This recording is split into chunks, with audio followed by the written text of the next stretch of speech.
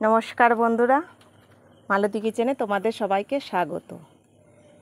আজ টক ডাল নিয়ে এসে হাজির হয়েছি। তো বন্ধুরা, আজ টক ডাল বানিয়েছি গাছের আম দিয়ে।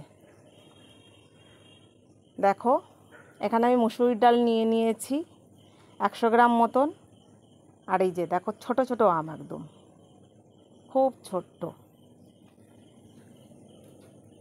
5-6টা নিয়ে নিয়েছি। আমি একটু টক খেতে ভালোবাসি, তার জন্য বেশি পরিমাণেই আমটা নিয়ে নিয়েছি। এত কচি আমগুলো যে সবাই পেরে পেরে নিয়ে যাচ্ছে, তার জন্য নিচ থেকে কটা পেরে নিয়ে এসেছি। প্রেশার কুকারে প্রথমে আমি ডালটা একটু সেদ্ধ বসিয়ে দেব। একটা সিটি দিলেই নামিয়ে নেব, আমার একটু সুবিধা হবে। আমি সবসময় ডাল করি প্রেশারে, একটা সিটি দিয়ে নিয়ে তাড়াতাড়ি হয়ে যায়। দেখো, এখানে আমি পাকা আমও কাটছিলাম। ননদ এসছে, আম কেটেছি, পাকা আম খেতে দিয়েছি। আর এই যে কাঁচা আম কাটছি, টক ডাল বানাবো।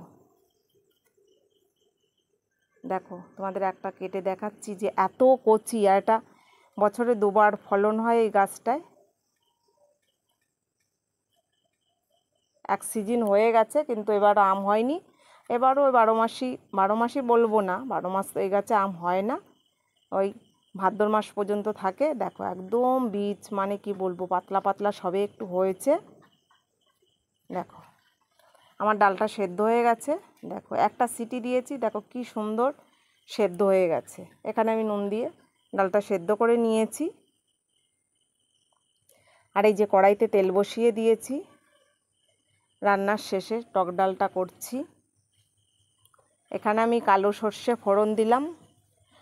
টক যখন করি আমি এই কালো সর্ষেটাই ফোড়ন দিই।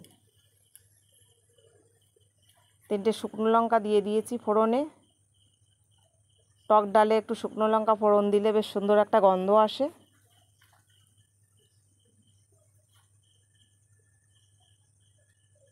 এই দেখো, কাঁচা আম, কেমন ধোঁয়া উঠছে কড়াই থেকে।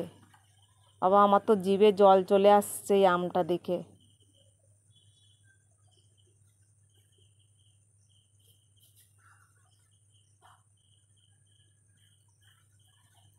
ডালটা আমার সেদ্ধ, আর এই কাঁচা আম তাড়াতাড়ি মানে সেদ্ধ হয়ে যাচ্ছে।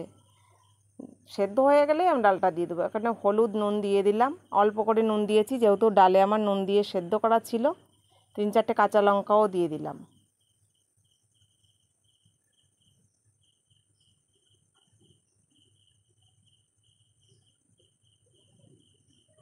দেখো, আমটা একদম গলে গেছে।